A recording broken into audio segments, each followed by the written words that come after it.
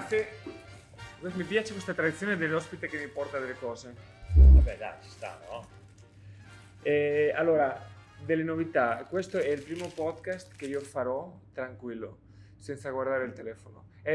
Scusami, l'orologio.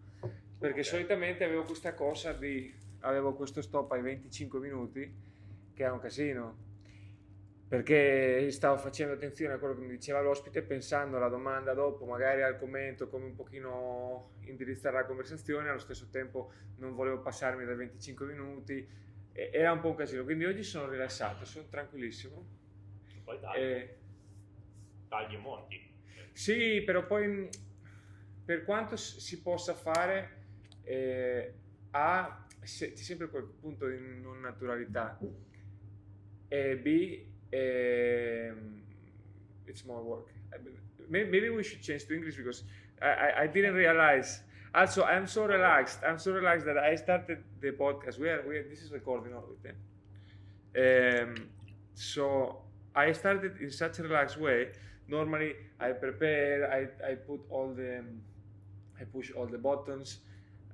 We go inside at the same time, but I was trying to find a way to start in a more relaxed way, because otherwise it's kind of like the first 1 minute is a little bit unnatural. So I'm very happy how this started, and but I want to keep it in English because Okay. we are getting more fans. We are getting more fans and more people that want to come back here for the second season. You're becoming a YouTuber now. Ma sì, YouTuber is a very bad sign when you become a YouTuber at 33. Oh, No, if I would be, if it wasn't because of the situation, I would be doing something different. But I'm very happy actually how it's coming together. When in May I started doing the podcast or having the idea of the podcast, I don't remember when was the date actually. It was because nothing was open, or there were not many things to do. So my philosophy is, well, at least we try and do something. Mm-hmm. Everyone was doing podcast. I was curious. I always liked the idea of doing radio and speaking my opinion and broadcasting it to people that actually are not interested, probably.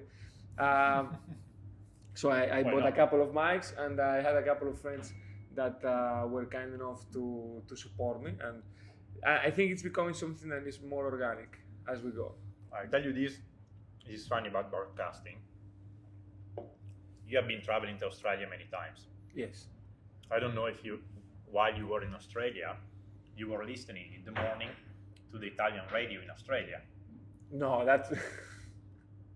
Well, when I was in Melbourne, actually, yes. Because Mauro Soli, he used to do gigs for the Italian radio in Melbourne. Rete Italia. Yes. And this is fantastic because basically it's a radio done only for the Italian people that are living there, and it's focused basically on people that they are 60 up. Yes. Therefore, all the music that you listen there is basically music from the 40s, 50s. I think the most recent one is maybe Adriano Celentano of 20 years ago. Yes. And then you have all this kind of music that is popular in Italy when you have the villages creating like parties, like a festival.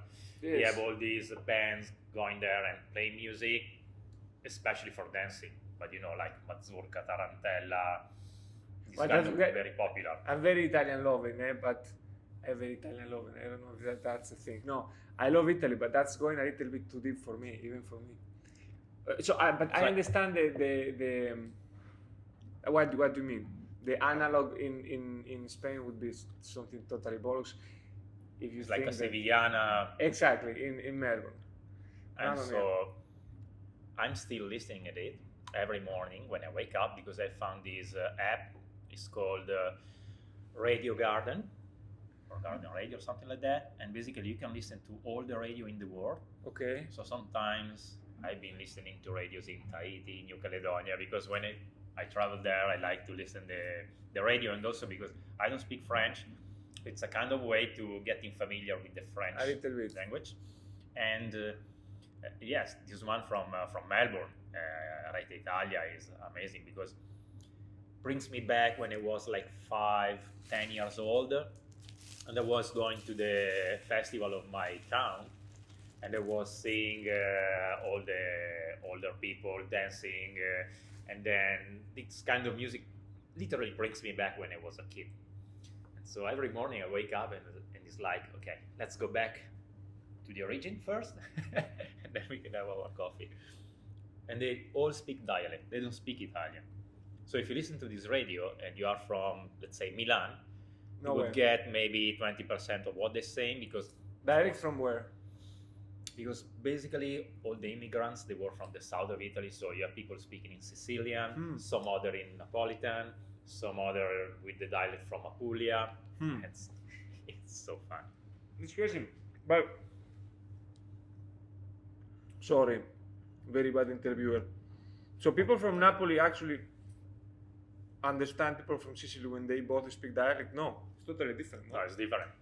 I think it depends the way you are, because I really love dialects, and so even when I'm talking to somebody from Sicily or Naples or somewhere else, I pick it up. But because I really love dialects, it's something that, I don't know, intrigues me a lot, and I can understand. But for example, if you ask to, I don't know, my wife, she wouldn't understand anything. Even though your wife is from Rome, where they have a very particular way to talk Italian. My favorite, if you ask me. It's super nice. I think I'm conditioned by movies. True. And the image that Romans project of themselves. Because they have kind of a decadent culture that is deeper than in any other place. It's like if they have a piece of the statues in their skin, you know? and they behave in that way. And then at the same time, they are a little bit tacky, but stylishly tacky. So I don't know, it's one of the cities in which you can actually hear a taxi driver say "vaffanculo" to someone in the street that doesn't move away, you know? But then at the same time, you have the Pantheon and you have the Vatican City. To me, it's fascinating. I used to go, when I was living in Italy, every year at least once, just to be there, just to eat and to be there. Literally, just being there makes you happy. And if you are an art lover, a history lover, you are in the right place. You don't need to do much, just walking. And the funny part, the beautiful part, is that you can walk 10 kilometers a day. You don't feel it, because every corner is a different view, is a different piece of art, is a different building, and I don't know, fills you up. While of course, try to walk 3 kilometers, even in Milan, it's so boring. I think you get run over either by a tram or by a bike. Probably. True. And they will tell you to go vaffanculo as well.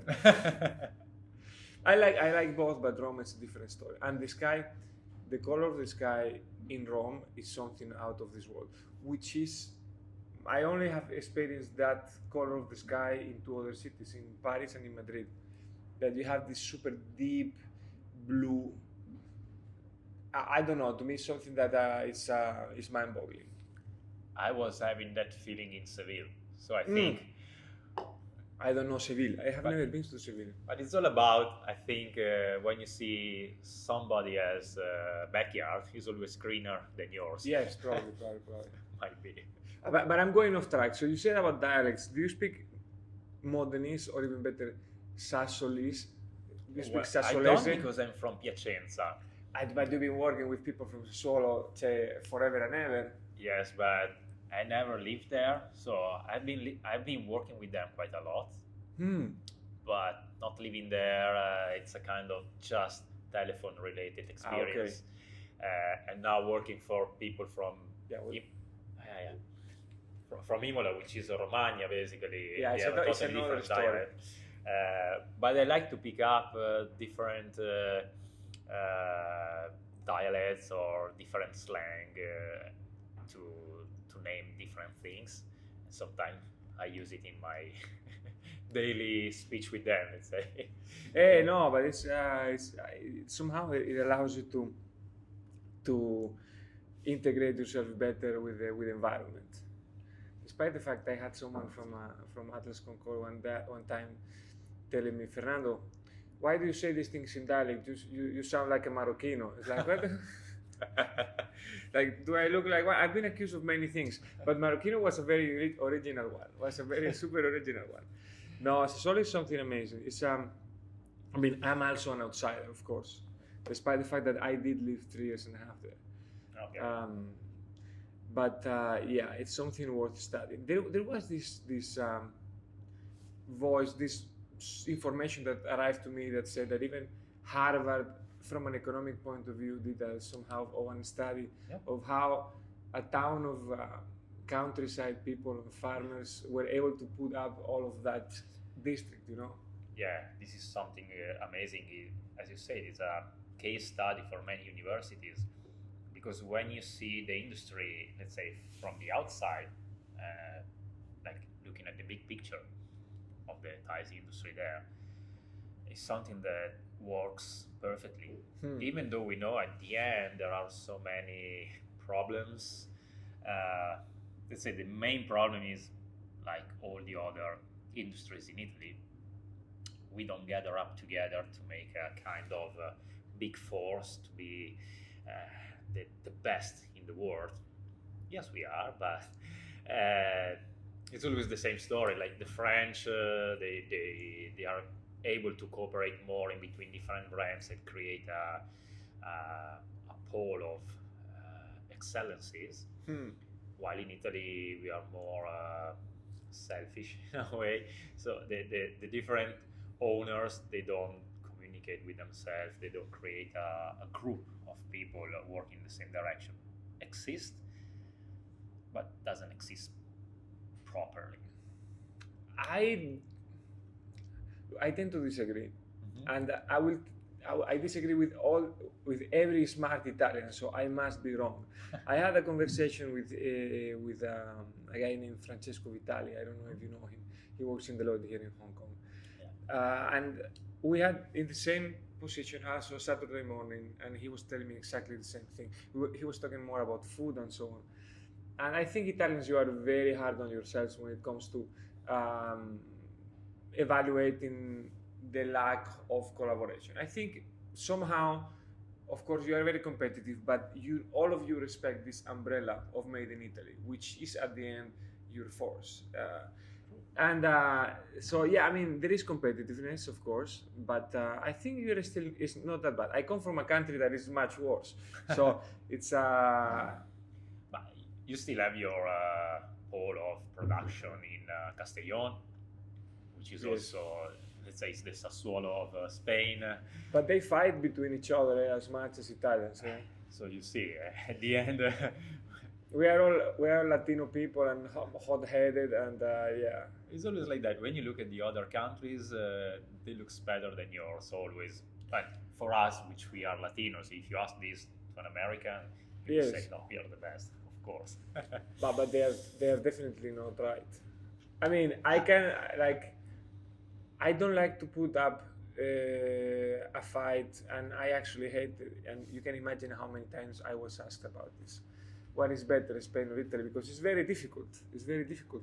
There was one time that journalist asked Patricia Urquiola, what do you feel more, Italian or Spanish? And she gave the perfect answer. She said, I feel 100% Italian and 100% Spanish. She's Italian. That demonstrates that she's Italian. But when it comes to comparing our countries to America, we win. I don't know who wins, but we win for sure. Let's say it's good. I don't want to say. I'm making a lot of enemies now. No, don't get me wrong. I'm so happy to be Italian, and especially I became conscious to be Italian when I moved out from Italy. Okay. Before, when I was traveling the world, every time I was meeting people, cool, where are you from? I'm from US, I'm from New Zealand, I'm from Australia. Cool. Where are you from? Sorry guys, I'm from Italy. Sorry, I didn't want to. Because when you don't have much experience traveling, and it's just like maybe during the summertime for a trip or holiday, you don't really understand what's going on in the world. But when you start living outside of from your country, Yes. and then you see other people, and you look like at them, and it's like, we're not that bad. I mean, I think the education system in Italy is very, very well. I mean, from the elementary school, high school, I think prepare us in the very best way. We don't have to envy anything to other countries, definitely. Then maybe some university in other countries are better than us, but Politecnico, Bocconi, they're always in the first 100 university in the world. So I think there is also an excellency in Italy, and I'm really proud to be Italian, honestly speaking, since I moved to Hong Kong. No, it's I don't like to be diplomatic. I have rankings, so there are, as I said before, there are better countries than others, and Italy is a fantastic place. I mean, and my wife is Italian, my daughter is going to be half Italian. I lived in Italy, so that's what I'm saying. I think you have a lot, and okay, maybe if we compare ourselves to the UK, Australia, USA, maybe we are not the first power, but if you divide the productiveness and I don't know, I think it's something that we also carry with ourselves. It comes with civilization, with a certain way of behaving with ourselves and with each other. And when you go to South America or Australia or North America, you realize that the how to say the conquistadores were not the top of the class, you know, and that went down in the generation. I think I'm making a very ugly point, and I love America. Don't get me wrong, but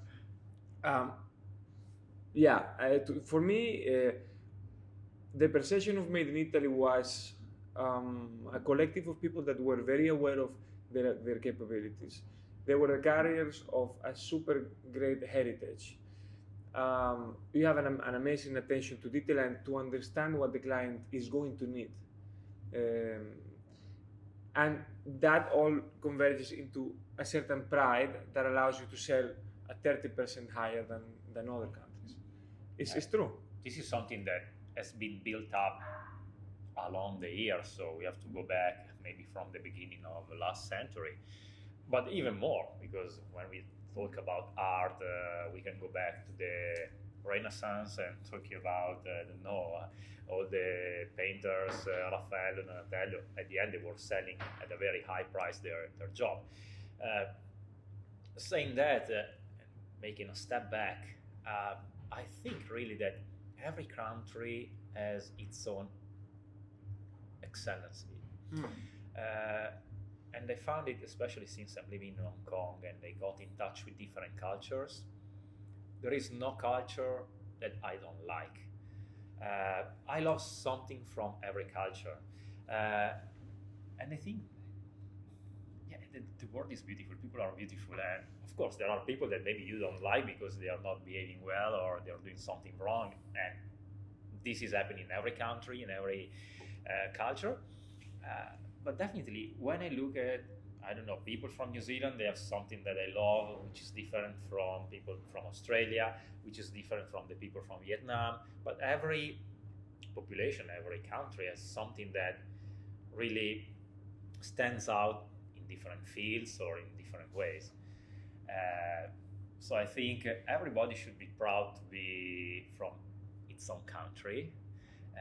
There are good parts from every country that have to be exported, I would say. And it's difficult to find a country that is not good for anything. That is totally true. Which is the country that you like to visit the most when you have to go for a business trip? That you are looking forward to be there for some reason? There are different reasons. So let's say I like to travel to Australia or New Zealand because there is like the more westernized country I'm following in Asia Pacific. And so it's beautiful to drive 8 hours in the middle of nothing and see and visit town and villages to make a stopover while you're traveling, which are totally lost, and you feel like you're in a movie from the 50s or the 60s. And I feel like amazed. And of course, there is all the beach surfing part, which is also good. Same in New Zealand, but in New Zealand, when I go there, it's more about the nature. The, the, the air that you breathe, the green of the grass that is around is fantastic, and you feel totally, yes, in another world. Then, of course, in Asia, for example, I love to go to Vietnam. I was thinking Vietnam when I asked you the question. Vietnam, in the Asian countries, I think is one of the most beautiful, because I don't know, it could be that Vietnam was the first country where I went for holiday. Okay. And so every time I go there, I feel like I'm on holiday, because all the year you have tourists there, and it's always warm, so you see people going around with shorts, flip-flops, so you feel like you're on holiday even though you're still working.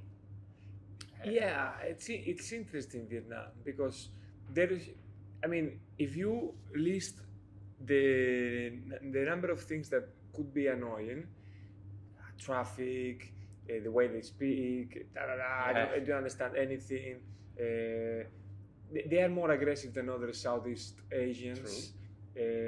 So you would have a lot of things that is like, okay, why do I enjoy the city? It's impossible to go for a run in Ho Chi Minh City. It's impossible. Because you die from the smoke, and because you probably get run over by 20 motorbikes. But at the same time, to me as well, I always look forward to going to Ho Chi Minh City more than Hanoi. I enjoy more Saigon, personally. Same here. I don't know, they're super young. The food is amazing. Yeah, I love the food. It's like, and then the fun, without going too crazy, but it's just super innocent. I don't know, and they really enjoy their life without so much paraphernalia around. It's like, and they sit in the cafes, in the street at night. All of them is very, I don't know, it's fantastic. I love it. Yeah, you're right. Hanoi is a little bit too busy somehow, even though still a beautiful place to visit, and I enjoy a lot going around walking, close to that lake where you have the old city, still beautiful. But Saigon or Ho Chi Minh is more, I think it has more this European touch from the French. Yes. So the buildings are a little bit more nice. They're not just kind of industrial building or very Bauhaus in a way, very simple. There is more decoration. There is the opera, which is super beautiful. The old hotels. So you feel like in a mix of Asia and Europe and French, actually. Yes, in French. I think the French. The French is a topic that it's too long that if we start going there, we don't go back to the main point.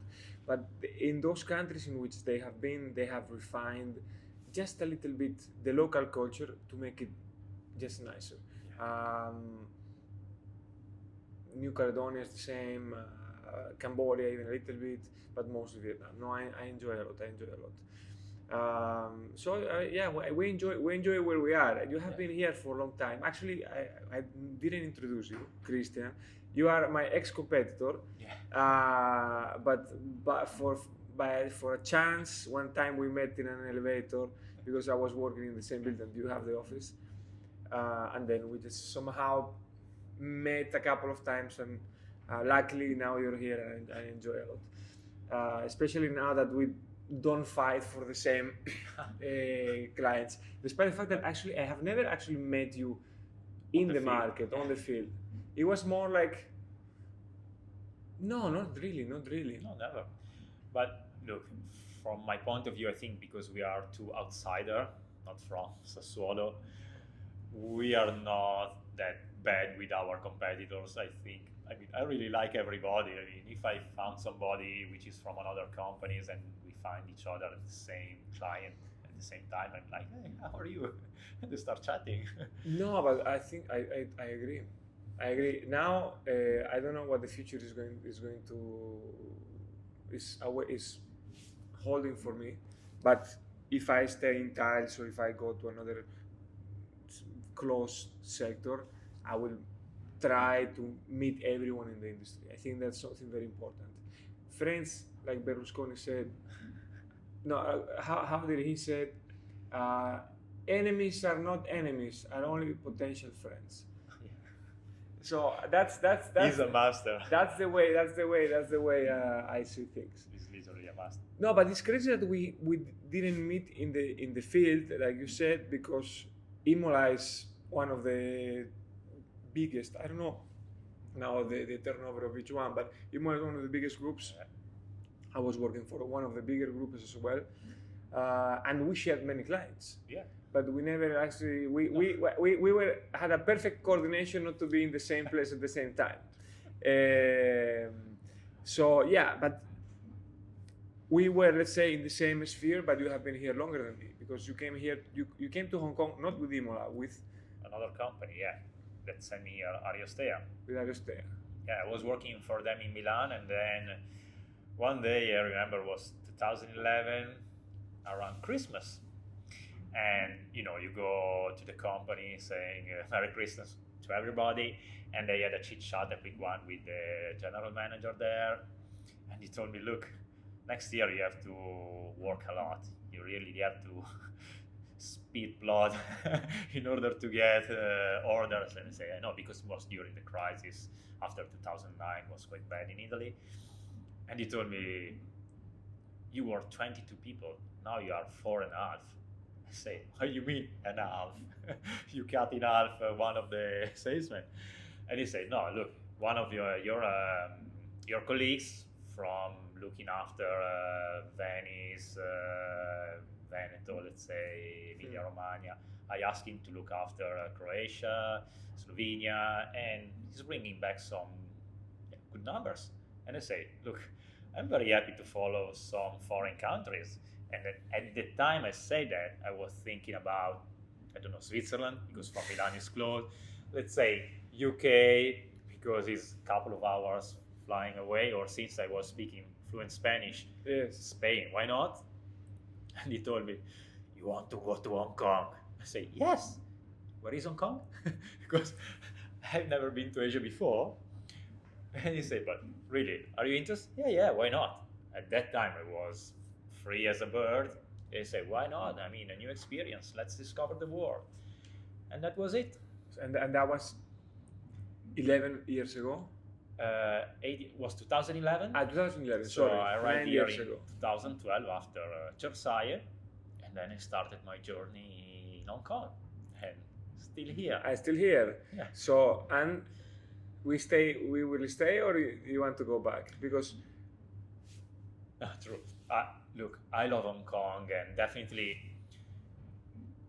for the way Hong Kong was working for me before, definitely was the perfect place, because I was able to travel back to Italy 3-4 times a year, see my family, get in touch with my friends, so it was perfect. And then, as you know, we are travelers, so I was spending maximum 2 weeks a month in Hong Kong, and the rest was always flying somewhere else. And I was liking it. Now with this COVID situation, it's 1 year I haven't been back to Italy. I was hoping to go back for Christmas this year, see my family, introducing my daughter, which is just born, to my parents and my parents-in-law, but it's not gonna happen. They canceled the flight. they canceled the flight already. Yeah, because Cathay Pacific was thinking to open up the direct flight in November to Italy, and I got my flight in December, but they say, look, due to the COVID situation, also the flight in December have been cancelled. So we should maybe a stopover, but I think the situation in Europe is getting worse and worse and worse. Yeah. So we don't want to risk anything. So most probably panettone and dim sum this year. I think so too. I've been trying to hint it to Caterina that I don't think this is going to happen. It's a pity because we also we wanted to present our daughter to the grandparents. My father-in-law is turning 70, so it was like a big moment and so on. But look, I just think we need to be a little patient. because this is a long game. I don't think it's helpful for anyone to think that it's going to end anytime soon. We need to adapt a little bit. The only thing that I wish is that the Hong Kong government chooses a decision, a philosophy. No, either do you open or you close, but you do something and you stick with it. At least in Europe, you can criticize them, but they have chosen the let's try to kind of survive and keep open and do damage control. Here they want to keep the numbers at zero, but they don't manage because there are some cracks in the system. And as soon as we finish a third wave, some people start talking about a fourth wave, and it's totally bollocks. For not only personally, because I already got used to being at home, so it's not that bad for a change, but also for business because especially agencies like mine that were starting, the most important thing is to be able to make a plan and stick with it. Yeah. So okay, first you have a set of companies, you work on them, you develop them. Then you get some more companies and you keep on doing that. They say you cannot travel. I say okay, I focus on Hong Kong. But you cannot open the borders and then or allow people with the virus and then make me stay at home and do Instagram stories or videos again. So I don't know. It's going to be interesting. But I still like Hong Kong. My bet is still in here. I think that the next years I will definitely try to stay. Look, in my opinion, the first part of the world recovering after coronavirus situation will be Asia. 100%. 100%. For many reasons. You can see the number of people getting infected is decreasing in every country. Here people are more used to follow the rules and wearing masks, stay at home, trying to not get in touch with other people. If they don't have to gather up in more than 4 people, they don't do it. While in Europe is totally the opposite. And at the same time, I would like to say that countries in Asia like Hong Kong, Singapore, China, but even if you look at Australia, New Zealand, at the end are, let me say, a rich country. Let's say the government has money to spend, and so they have money to manage the situation and giving some subsidy to the people if they are not working. Look, here in Hong Kong, the permanent resident, they got 10,000 Hong Kong dollar. Yes. Like straight in the bank account to help during the COVID. It's like you don't even have to bother. I mean, government, you are a permanent resident, 10,000 Hong Kong dollar, which is 1,000 euro, more or less, in your bank account. Do it in Italy, in Spain, in France, it's impossible. So this part of the world, I think, will be back to the normality sooner than Europe or America. And I think the business is gonna grow up. Yes, I do agree. I think just Hong Kong needs probably to open to China. They need to be able to open to China. As soon as that happens, Hong Kong will flourish again. I have been discussing about the future of Hong Kong as a city, as a status of financial hub. Some people say Hong Kong is finished. I think that's a little bit oversimplistic because Hong Kong may change, but it's not going to lose the importance. I think it's going to grow. This is my. It will just stop looking probably at the world and start looking more towards China and the Greater Bay Area. And that is why I'm very hopeful that the Hong Kong government is able to tackle the different problems that they have here for the virus. So China, they say, we open the borders, we allow the millions of Chinese that haven't been able to travel and they want to keep on spending money to come in. And then for the people that we are here, we can actually work with. I mean, you don't work with China. No. Me neither, but if this is the situation, I will adapt and I will start working with China. Okay, you do what you have to do. But anyway, it's going to be interesting. Another interesting thing is how everyone is actually using this time of COVID. trying to make the best of it. And I wanted to ask your opinion. Let's say, what I don't know, what are you trying to do as a company, as a person, to, let's say, try to make 2020 count and not cancel it from the calendar.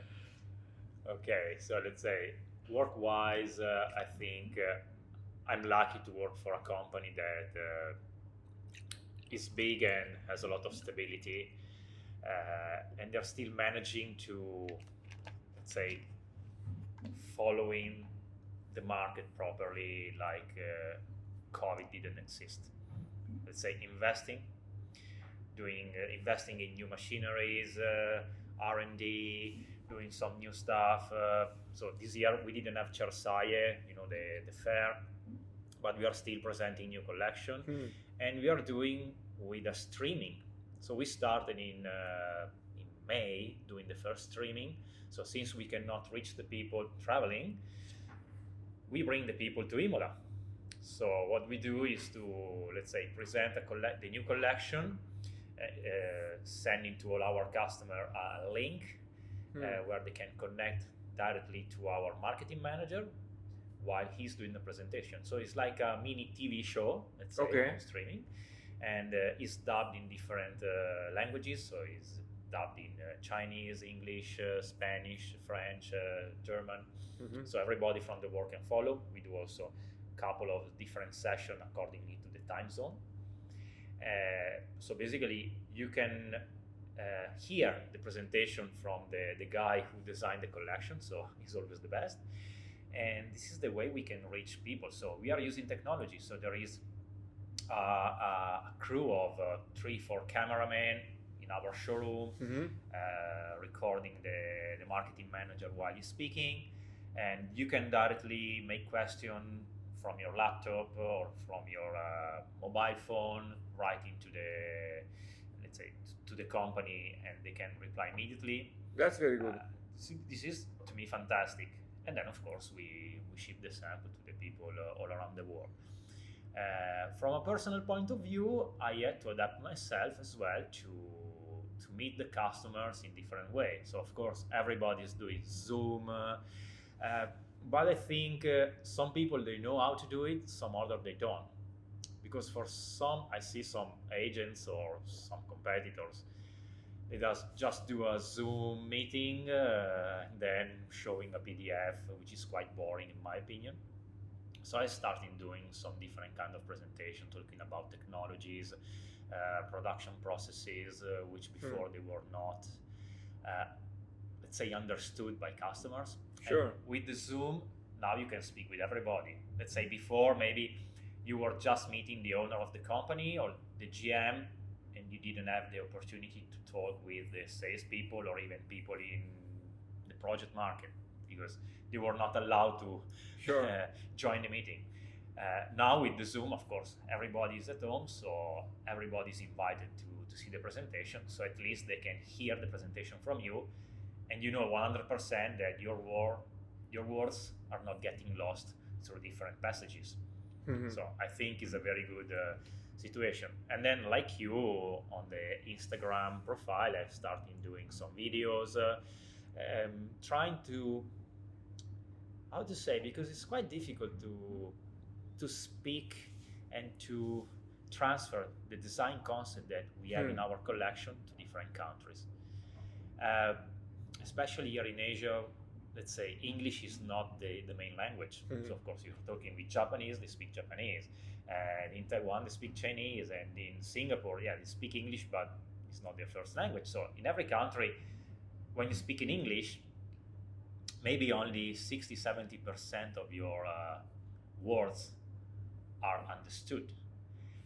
So I think you need to use presentation where you definitely have to write the key point of every passage in order to let the people understand. Because let's say it was funny, one year there was a presentation from the company and the guy presenting the collection was saying, for this color I've been inspired by the pentolino, so let's say the little pan that my grandmother was using to boil the milk before giving to me. this kind of white enamel pan. Now, in your Italian mind, that's it. This is perfect, and they got your point. That kind of white color. But you tell it to a Japanese, a Taiwanese, a Singaporean, they don't drink milk in the morning like we do. So they don't have in their mind that picture. So you need to research that picture, put in your PowerPoint, and explain to them that the color of that tie was inspired by this picture. But you have to show them. Yes. If you tell them, I got inspired by this flower that grows in Italy. Yeah, the rest of the world doesn't know. And yes. So that's the problem, let's say, of some Italian companies. They are too much Italian sometimes, even in the way they think. So every time I have to translate in pictures yes, their ideas. Okay. And I think it's the best way to transfer the concept and let the people all over the world understand what is our idea. It's true. I think you got a very important point there. It's about the idea, and it's also about the quality of the content, because now, as you said, everyone jumped into the internet as the last resource, even people that didn't have a proper email address, and so everyone is being solicited all the time, and most of the time the content is very unbearable. So and it's something that I'm not going to say it's anyone's fault. It's difficult to learn how to communicate in this new era, where now there is a lot of competition, and you need to be able to be appealing. Are you able to get also new clients to join the Zoom calls? Because to me it's super tough, especially people that know you is okay. Sometimes they say yes, sometimes they say no. But people that at least I haven't been able to engage a lot with people I don't know. Yes. Let's say during this period, I've been able maybe to do a couple of Zoom with people that I don't know. It's also true that, I mean, our market is quite well established already, so everybody knows me, and it's not a big problem. Saying that, you still have difficulties with some countries to do a Zoom call, because let's say Japan, they still have difficulties. They have problem with the IT department saying, look, we don't know if we are allowed to do it. So for some of them took like 6 months to sort out how to do a Zoom meeting. But it was a problem of authorization or IT. Who knows? Because they say, talk with the Japanese and get a reply. I have never worked with Japanese. Okay, yeah. So to me it's like, and I really want to. I never had the chance, because before, when I was working with Atlas, I was not covering that part, and now I just, very wisely, I think, chose not to cover Japan, because Japan is a very long-term market. Yes. So I needed to focus on jump starting other operations that were a little bit quicker. Despite the fact that Asia is not quick at all. Asia is very slow. And this is something, by the way, I'm very happy, because I had this, well, for the camera, this was the questions that I prepared for Cristian. That I took out of respect, I wrote them down in a paper. Okay. Because I wanted to have something to go back to. But we don't need it. But there is one thing, nevertheless, that I pointed out there, because the problem with this situation of people not traveling back and forth is that a lot of the time the perception in Europe of what's happening in Asia is not accurate. People have a hard time understanding the situation that we're living here, and I think that belongs to a more general problem, which is the lack of understanding of how Asians work. Yeah. And this is something I wanted to ask you about, because you have much more experience than I do, but I think we are both passionate about dealing with these countries. I will give you my intake, and then you give me yours. I think Asia is very tough at the beginning, because for the first, at least for me, for the first year, you just go around, You make a lot of meetings, and sometimes it appears that you're not getting anything back. That generates some problems back with management, because it's like, what are you doing? Why are these people not replying, and so on. And the hardest part of the work sometimes is convincing the European company or the American, but I have more experience with the European, that we need to wait a little bit. And suddenly the Asian, when you actually start thinking yourself that they don't like you, suddenly one day, boom, something comes. And then it starts coming. And if you are respectful to them, they are very then loyal to you. At the beginning, there is this moment of mistrust, which I understand from their point of view, because many of our peers, same skin color, have done many ugly things when they came, and they were not very trustworthy. Yeah. But then when they find out that you are trustworthy, they are very loyal. I think you really develop personal relationships. That's how I feel. What is your opinion? Well, you're totally right. In my opinion, it works like this in every country, but even in Europe. It's not that Europe is faster. Let's say, working with Italian companies or European companies, generally speaking, you have to say that the brand or the material is already very well known and established in Europe. We have been working for companies that have been established more than, in my case, more than 140 years ago. In your case, was maybe 50, 60 years. Yes. So when you come to the market knows you already. So it's kind of easy. But if we go back 50 years ago, you're from, let's say, a tile company that has just been established, and you go to Germany, not very far away. They don't know you. You think they will trust you in importing immediately 2 containers of material? It's very difficult, in my opinion. It's very difficult. So even at that time, if you go back, I think they had, their difficulties.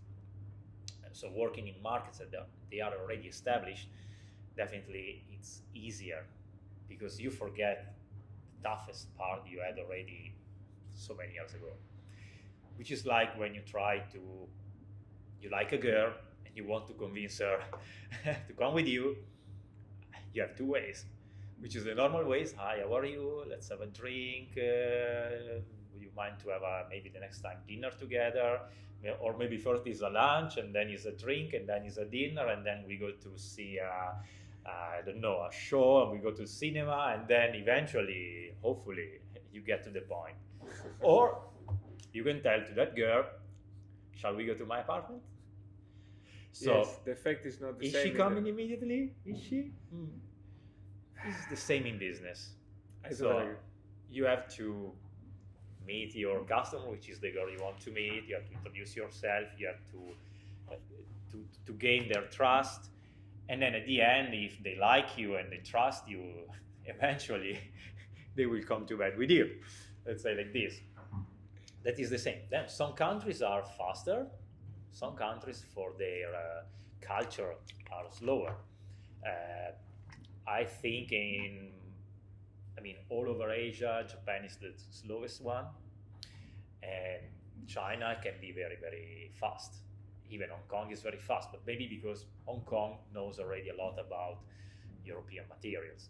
But it's true that it depends from the company you're working with. Let's say in the furniture, you have in Italy so many manufacturers that they don't even know where Asia is, because they're happy with the turnover they do, let's say, in Europe or maybe in US.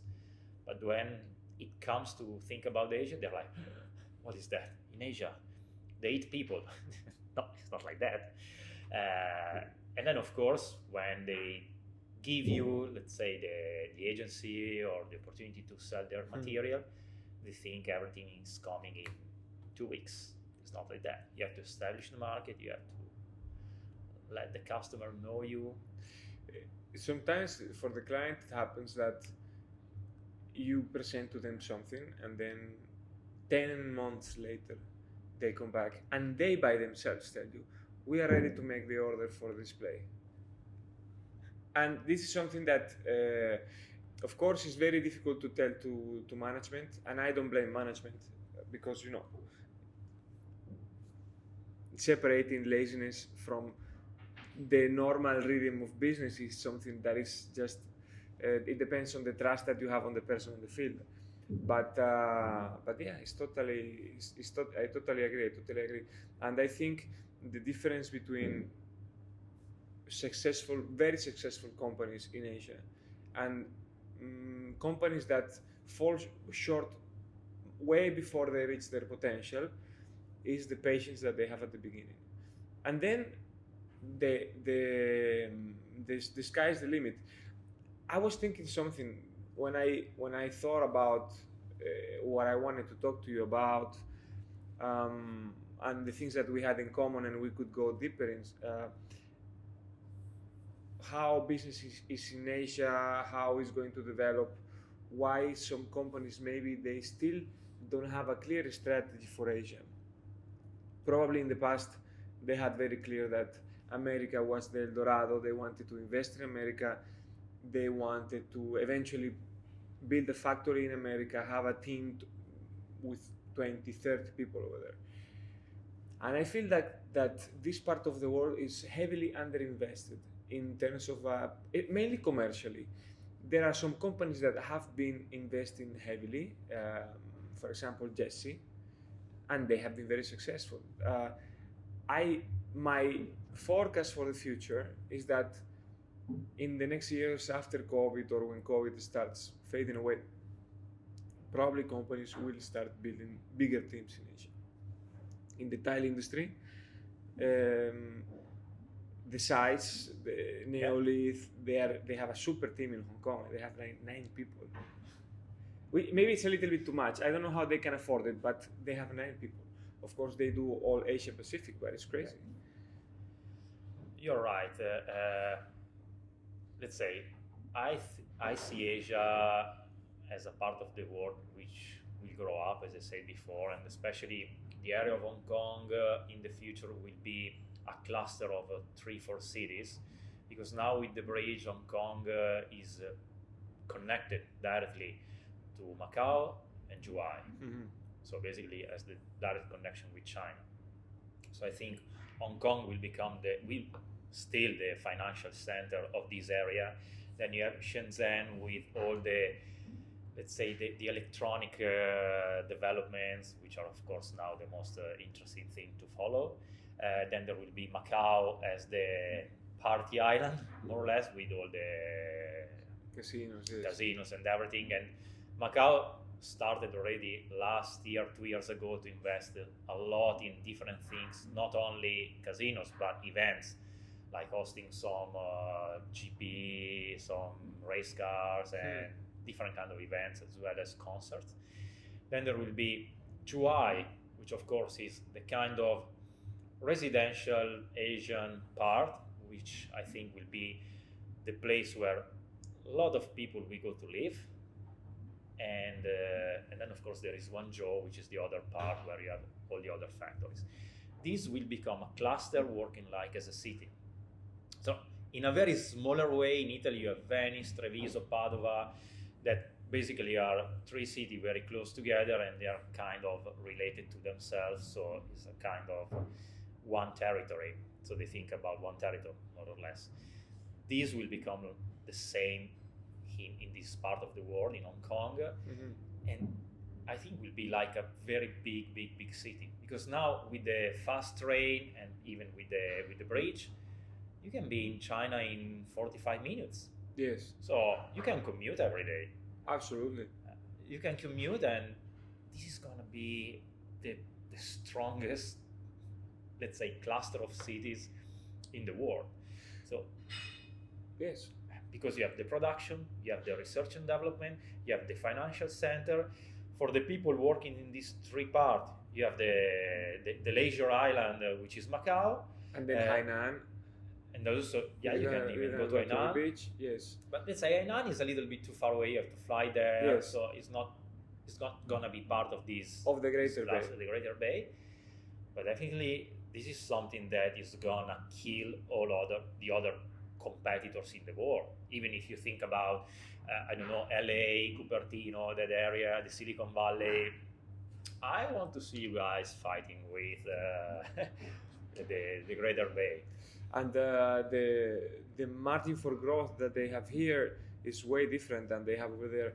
The average income, yearly income for a person in the Silicon Valley area, San Francisco greater metropolis, is $100,000 a year. In the GBA is 22,000. So before they level up, Greater Bay Area is going to be competitive for the next 25 years for sure. And this is why I think, this is something I say to myself: you will be fine. You will be here until you are 70, and hopefully I'll see you in the country club when we become a little bit older. But I want to stay here, and I want to bet either on trying to find a way to make the company survive, or doing something else, because I think the future is in this area. I think the future is in this area, and luckily, and this is something that it's a little bit sad. In Europe, we are going the South American path. I don't know how we're going to be able to pay for everything, but yeah, no. It's something very interesting. Question. Still with tiles, because this is a very technical interview. By the way, let's parenthesis. You can ask me things as well, and we can talk about different stuff. When you feel ready and you feel like it's like aperitivo time, I bring out the beers. Good. I wanted to have like tortilla de patata as well, but I didn't realize that Lama is not like Spain, so you don't have places in the morning. There is a place that makes tortilla de patata, but they start working at 12. Okay, so there was no use. No, coming back to us, how do you see the coexistence between the made in China ceramics and the made in Italy for the foreseeable future? There has been always that menace of, made in China, they have great quality, which is true in some cases. They make big batches of production, so they can throw away the first 5,000 square meters and the last 5,000 square meters, and in the middle they do 200 containers. But they haven't found a way to compete. And I have been reflecting a lot about it, and I think it comes down to the way Italians are. Italians have never looked, or most of them, the successful ones, haven't looked at their product as a commodity. And Chinese haven't learned yet how to look at their products not as a commodity. There is one Chinese company called Muzi Tiles. I found on Instagram, and they make this case against European tiles, and they say, because they are not competitive and the transport costs are much higher, and And I wanted to call them. Actually, maybe one day I will call them, and I will tell them, guys, it's not about that. It's not about that. It's about how you. Let's make an analogy with the car industry. Yesterday I saw like a post about Henry Ford saying, I spent millions of dollars in advertisement to find that a mechanic from Maranello, without spending $1 in an ad, appears in the cover of a car magazine. And Enzo Ferrari apparently replied, well, if you wanted to appear in the cover, maybe you just, instead of spending millions of dollars in advertising, you just buy a Ferrari. Love it. It's fantastic, but this I think is this. So Enzo Ferrari was looking at these cars about he created a category in its own, and I think that what Chinese people don't realize is that until they learn how to look at their products as Italians do, they will never be competitive. Look at Spain. The companies that are successful in Spain, either they follow two ways. Either they are huge conglomerates, and they are very risky because they go on a very tiny margin, or they work as Italians. You see, since I don't work for anyone, I can say this.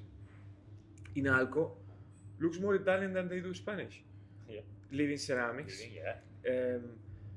Porcelanosa it's a different paradigm, but still. And yeah, I mean, well, it's a bad example, but even a Pavisa, the way they treat their products is crazy premium, but it's the same. It's like, okay, we are making pieces of art, no? Sorry, I was going to make a question and I did No a worries. total No, but did a total speech. But how do you feel like going back to the possibilities? Do you think Italians, Europeans, we're going to be able to sustain the competition, the price competition from the Chinese? Definitely yes. Definitely yes.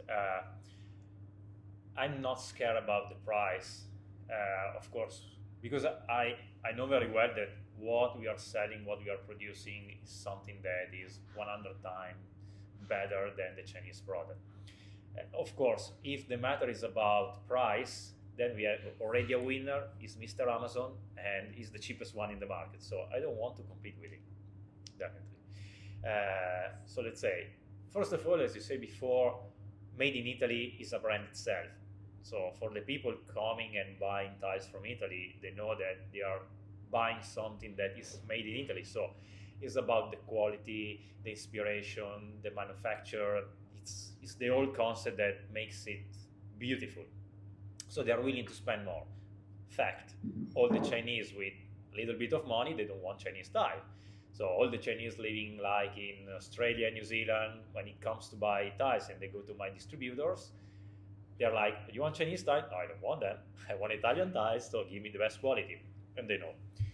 Second, I think for starting from already now and going on, the, how to say, green products are going to make the difference. Many customers works a lot with architects and designers, and they're asking now LEED, BEAM, ISO, all the certification which in Italy we have, because we are basically forced to follow those rules.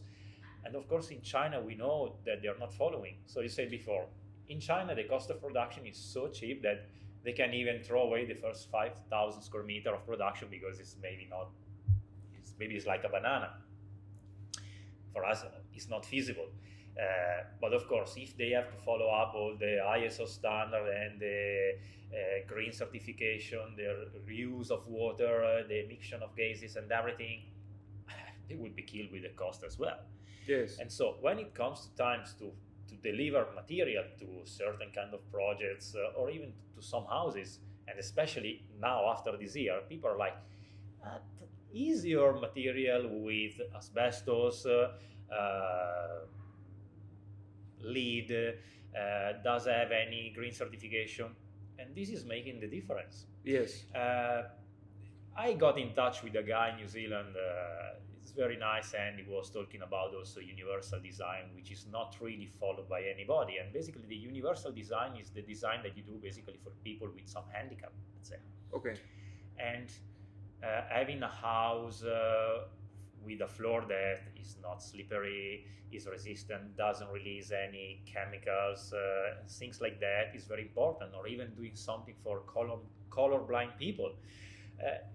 Are all kinds of design that maybe affect only 20% of the population, but people, they don't think about it. Yes. Companies are just doing our material is good for this showroom and the people driving the Ferrari, which is healthy and everything.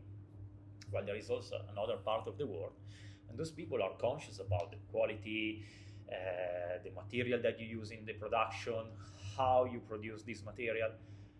And this is something that China cannot guarantee. Yes. But look, this is something that is happening in every part of the world. Of course, here we are in Asia, we have China as a big producer, but there is also Vietnam, there is Malaysia. You go to South America, you have Brazil and Mexico, which are basically the Chinese part of South America.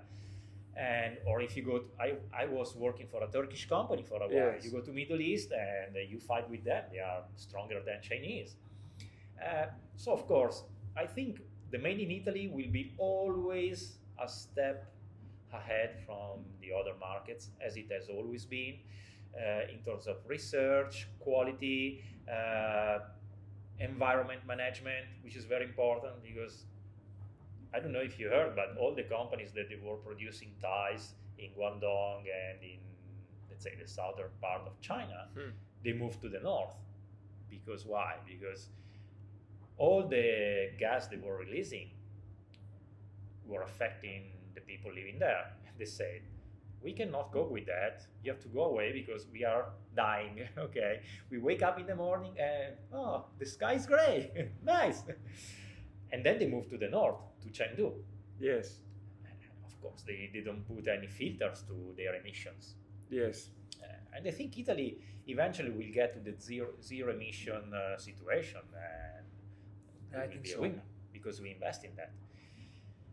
Then you're right that if we want to grow up, we have to invest like other companies has done in Asia.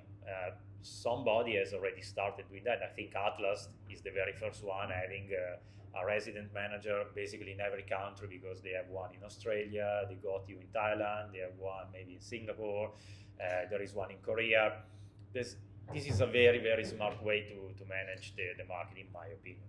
They have been visionaries and lucky, because especially with now the virus, they were able to keep on functioning in let's say different places. Yes. You have to monitor the market and stay close. So I think, the old work of the agent traveling from Italy and coming here 3-4 times a year is finished. So sorry guys, even for my agents, you're gonna have a tough time ahead. Yes. And then the second step would be investing properly, because one of the lack of the Italian, talking about tiles, but I think in other markets, talking about building materials, Yes. is that, okay, let's try. We give you a kick in the ass, you go there, your helmet is done with a paper, okay, you put it in your head and you fight.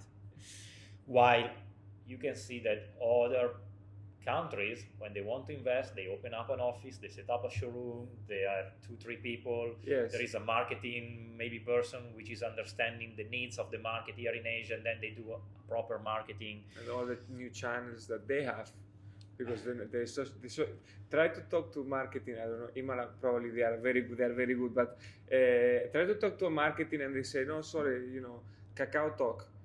They say, what? Or Weixin or Yoku, or it's like, okay, it's and this is why I say this is a super underinvested area. There you go. Look, the other day, I don't know. Don't get in trouble, eh? Don't get in trouble. I started doing a presentation with a new program, Adobe Spark. Okay. To send over to my customer by WhatsApp. Because if you send an email, it's an old way of communication. Nobody's looking at emails. And so they look at WhatsApp, and every time they ask me something, they ask me a PDF or catalog, send me over by WhatsApp. I say, okay. So I did this, which is perfect for WhatsApp, and then you scroll your screen and you see the presentation I've done. And then I sent to the marketing department in Italy, and they were asking me, what's that? This is a presentation for WhatsApp. What for? Because in this part of the world, people are using WhatsApp, Kakao Talk, Line, WeChat, email. They don't use it anymore. So you want to be successful, you have to follow the new way of communicating. Yes. But it's a lot of work. It's a lot of work. Eh? Trying to keep up with everything, it's a lot of work. But this is what I like, because here I am one-man band. Yes. So I do what I like, more or less. But it's the only way to keep up with the market. Because either you follow the trend or you're out. Yes. And this is something that some people in Europe, they don't understand. They are still convinced that a nice catalog would do. Yes, I think they need to adapt, and they need to start to listen to those outlaws that were sent to Asia, and somehow we survive here. But I think people like us will become more and more important from a strategic point of view for the companies. My vision goes even farther. So I think that now, apart from Marazzi, there hasn't been any other company in Italy or Spain that actually built a factory here. There has been collaborations. Panaria collaborated with, I don't know the name of the Chinese partner. Yeah. Florim had a stint with Cotto. Yeah. But I think we're going to see in 10-15 years more Italian companies setting up shop in Asia. I don't know which country, But my logic is this. Going back to what you were saying, the big part about let's say focus in Italy, is the storytelling. Of course, the way you transmit the passion and everything, the how you identify the new trends and you treat them with value, but also the trustworthiness. Yeah. What you said about being, let's say, carbon neutral, hopefully, or having green certifications, being certified ISO, etc., etc., etc. That you can have in Italy and you can have here. It's just a way of management. And there will be an opportunity for European companies to set up branches here with their brand if they're able to copy the same plans and to manage it in a more international way. I definitely think that it's the logic of the market. The center of gravity will shift here. It will be very painful because many people, many owners have a rush when they think about this. Yeah. But I think they will have to do it. Eventually. Let's say opening up a direct shop, I think, is the best way to be able to display and offer to the market the whole totality of your collection, of your productions. And I think it's something, as you said, Marazzi was already thinking to buy a company and start up their own distribution, for example, in Australia. Yes. Because Australia is still the biggest market for the Italian ties here in Asia Pacific as an importer. China will grow up. China in, let's say, 4 or 5 years to be maybe the 6th, 7th country in Asia to import Italian ties, has become the second, together with Japan. Therefore, if the companies, they really want to monitor closely the Asian markets, they need to set up something here with shops, somehow doing some partnership with local distributors, like we did, for example, in China.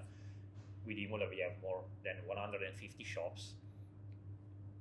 Not bad. Therefore, I think we have maybe the 50% of the market share there, which is a case study. Let's say normally if a company gets 5%, 10%, can already be super happy of the market share in a country. In this case, I think is fantastic. But I don't know how much they are willing to do that. We'll see, because still the European market, the biggest slice of the cake for them in terms of turnover. But then if the economy is dropping in Europe dramatically, yes, as everybody is more or less foreseeing, they will have to look after Asia Pacific in a different way, for sure. And factories as well, not only shops. Factories we see, because many partnerships that have been established from Italian companies with China have been closed already, or have been stopped, or they are on the way to be closed. I think Marazzi is very soon stopping the production in China. They are not really very interested in doing that anymore, I guess. Other companies, they have stopped already. Because really, if you are Italian, you have to produce in Italy. So one of the beautiful things in Imola is that we are 100% Italian made, because some other groups, Atlas Group, Panaria, they have production in Ukraine, Portugal, Spain, Poland. They have some companies that. You're actually putting the finger in a very painful way, because Atlas Concord. If Luca Musini hears what you're saying, he was going to be outraged because we had one factory there. I don't know why I still talk in first person. They have one factory in France, only in France. But fair enough. Not 100% Italian. Yeah. I'm drinking a beer because it's already.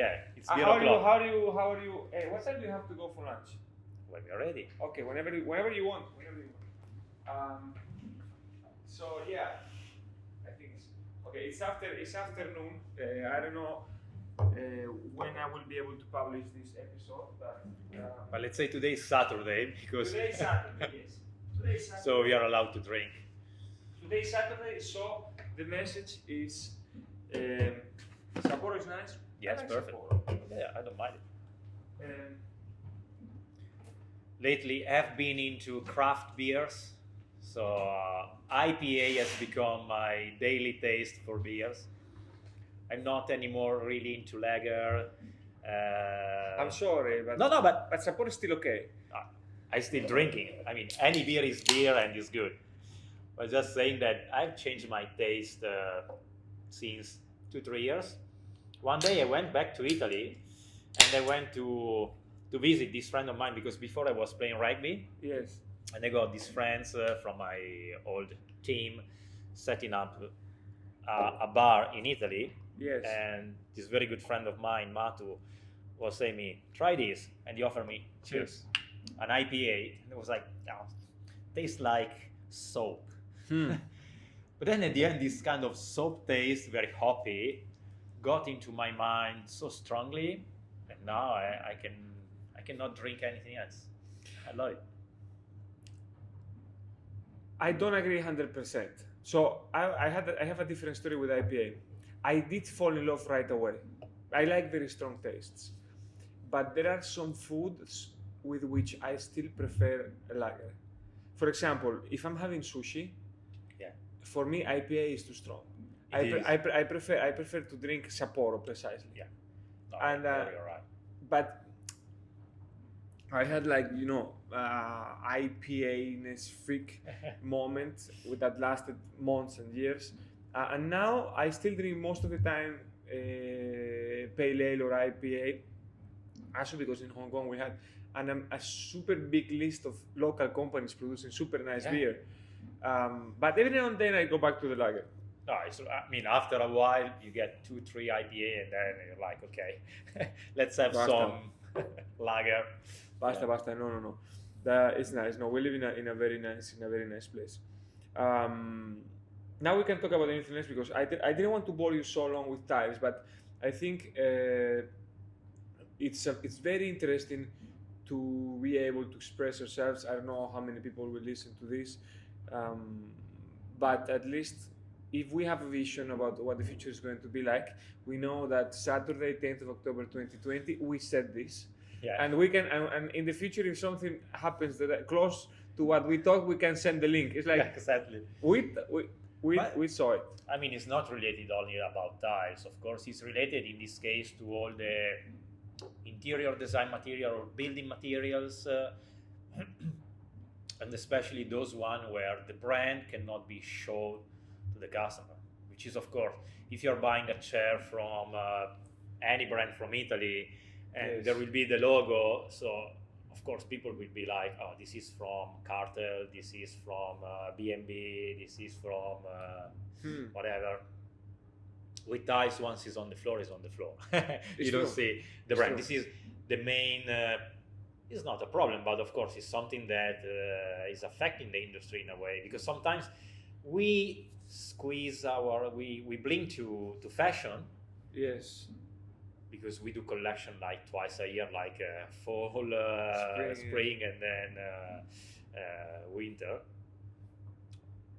But it's not like fashion because there is no brand that you can display. So imagine, I don't know, doors, sometimes lighting. It can be windows, where it's only about technology, but it's not about brand itself.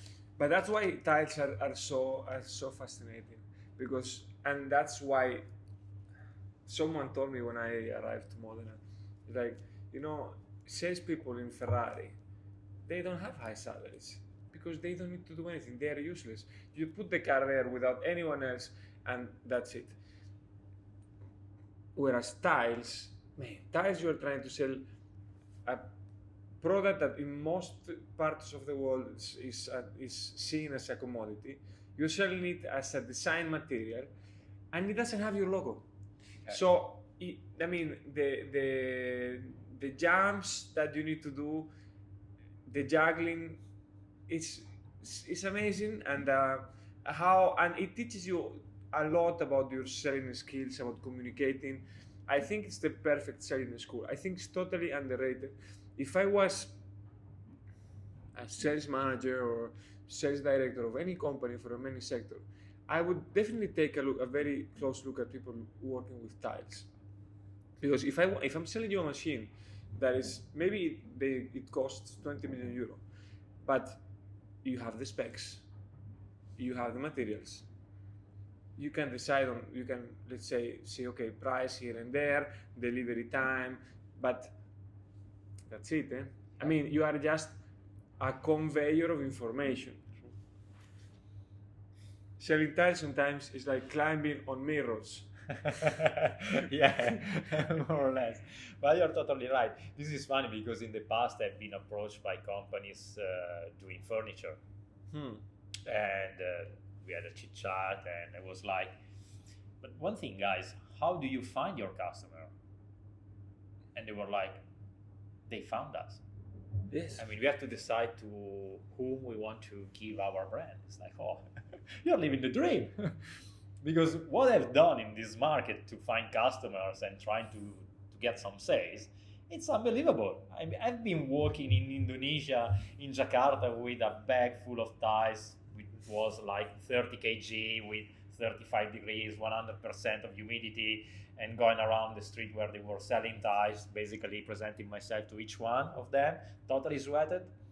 And you're like, with your jacket, yes, I give to you, I give to... You don't know what is working and promoting. I mean, they do a very good job, but definitely not being on every magazine with our with the name of the brand, with Leonardo DiCaprio saying, "Oh, this furniture, I feel like I'm in bed." Good luck. Good luck. Good luck. It was a shock for me because stepping into furniture, the aggressiveness, the absence of aggressiveness that I found in the furniture sector sometimes. And now I would probably get into trouble if someone arrives to the 1 hour and 25 minutes. Wow. But sometimes I think they don't want to sell. It's like, why don't we try to just go one step further, you know? And I have seen things that you don't even believe. Like, for example, I got a project for a company. It's potentially for furniture is actually very high. I will even tell you it's 50,000 euro for furniture is not a small project. It's okay.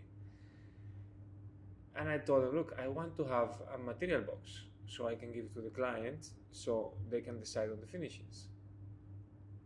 Well, no, you know, we only give material box to the client that already buys our material. It's like,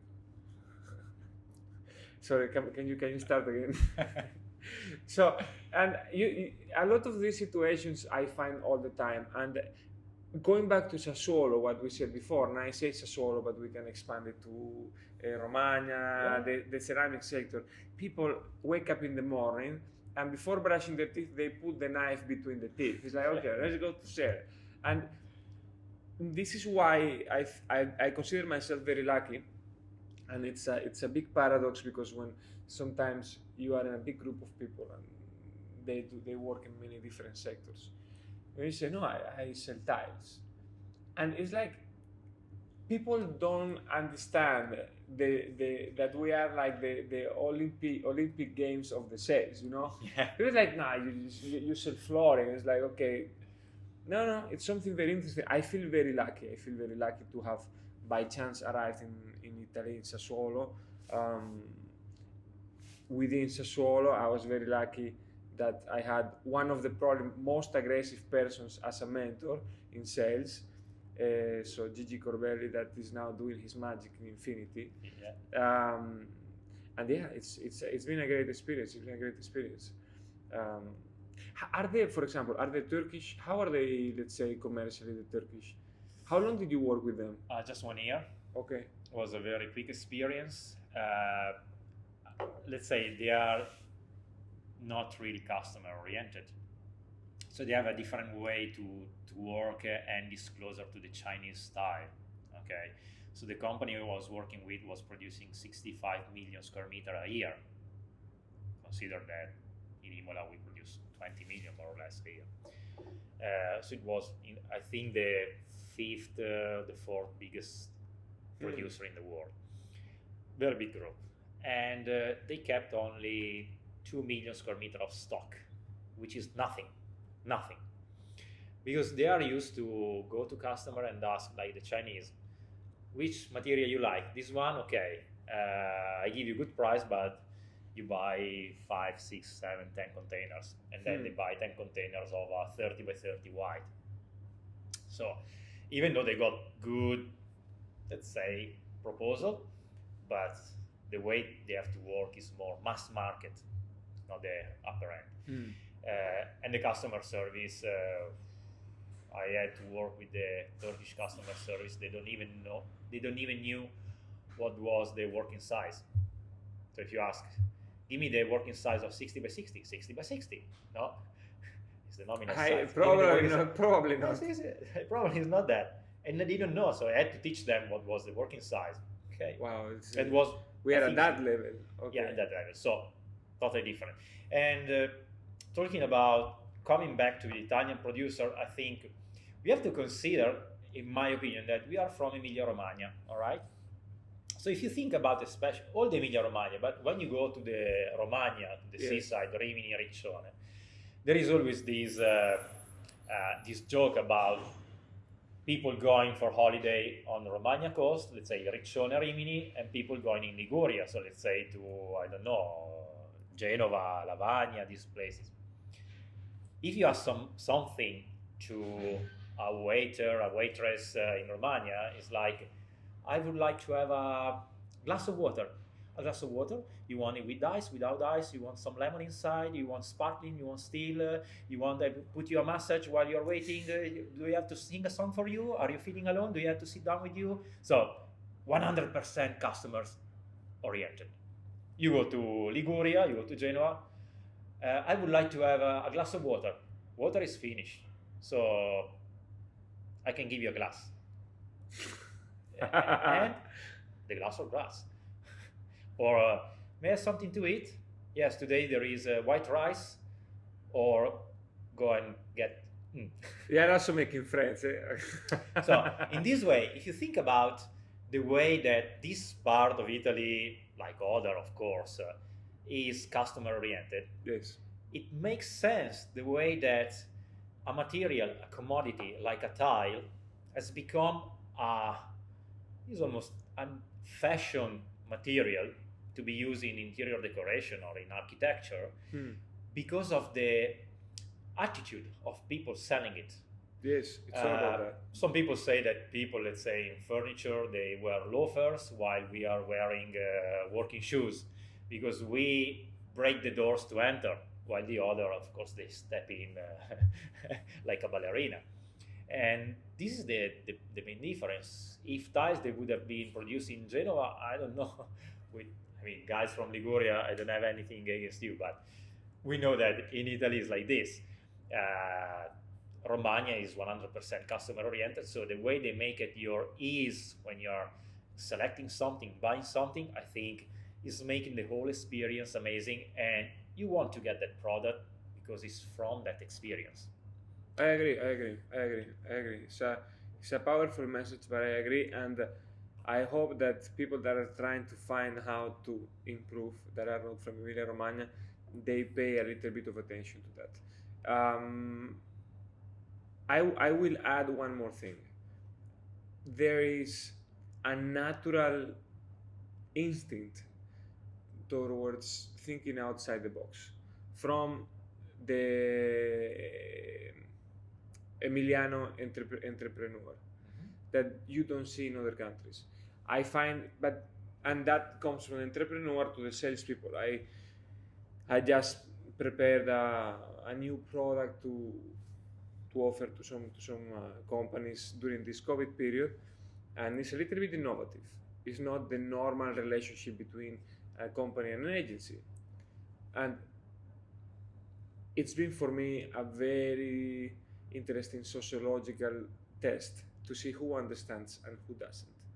And you realize that some people, you send the email to, you send the presentation, you talk to them on the phone, and after 30 minutes, they still didn't get what you're talking to them. Yes, but we normally deal with agents in this way. Yeah, but I'm not talking about that. I'm talking about something different. The world is very different now. people from Emilia Romagna, and I agree with you, we need to pinpoint the region, are especially fast when it comes to understanding new trends. Maybe because it's been a crossroads forever and ever, and many new people came around, and they're used to dealing with people from different countries and understand what they need to do to sell. I think there is a big ingredient in this being used for generations to deal with foreign people, but the fact remains, the instinct is amazing. And you have ceramics, but not only. You have Panini, which is the stickers. The stickers. You have the cars. You have the food. Is something crazy. But yeah, you're right saying that people from this region, they are thinking out of the box, entrepreneurs, and in fact is the region where you have the most industry related to production. Mm-hmm. Heavy production, like transforming metals in something, machineries, cars, motorbikes. So I think they have a very smart mind to solve the problem. Then when it comes to marketing, go to Milan. don't stay in Emilia Romagna. Go to Milan because it's definitely better. Customer service, I would say Romagna is even better. Then of course other part of Italy, they have their own excellencies, but definitely the way they have to think about production process is amazing, because the best factories, in my opinion, are all based in this region. Yes, you have to be. Yeah, and our factories that sometimes they cannot stop. If you think about ties, we have a 24 hours production. We cannot stop it. So we have our warehouse. It's a punishment. It's a punishment. If you stop, you if you think about for example, the furniture industry, they do the material, they do the stuff when it's ordered, and they say, oh, you have to wait 3 months because we have to stitch the leather together, and this is not stock for you. This is amazing. This is not a risk. While in Italy, I mean, in Emilia Romagna, the thing is different. You have beautiful factories, let's say in the Marche region, producing shoes. Shoes is still something that almost is handmade, and so you do when they ask. So no, it's amazing. It's amazing. It's true that most of Italy is craft based, but Emilia Romagna is it's a very industrial power, and even in Veneto, apart from maybe metal mechanic, it's also very craft based. It's, let's say, small shops, smaller companies. Veneto people are a little bit more independent, not from Italy, but also within themselves. They have a big cluster for production, for example, of wellness. Yes. So bathtub, showers, bath trays, shower trays. They have a big production there, as well as furniture, chairs, basically produced in Veneto. And then if you think about fittings, then it's on Lago d'Orta. Oh, we go by a region, and yes. Every region has its own excellencies. No, it's for sure. It's very good. It's very good. It's very interesting. Okay, I will propose you one thing. Yeah. Because first of all, I enjoyed a lot. I'm enjoying a lot. Likewise. But I think we have material and topic of conversation to make another episode in the future. I think we did okay. Yeah. How long has it been? An hour 40 minutes. How did it feel? It went very fast, but I think it's enough for. I need to go to the toilet. So yeah, no, thank you for staying with me. Thank you, grazie per aver passato un po' di tempo con me. It's always very nice to find good people across the war of food. Okay. Talk to you very soon. And now we finish the beer out of cameras, and I go to the toilet.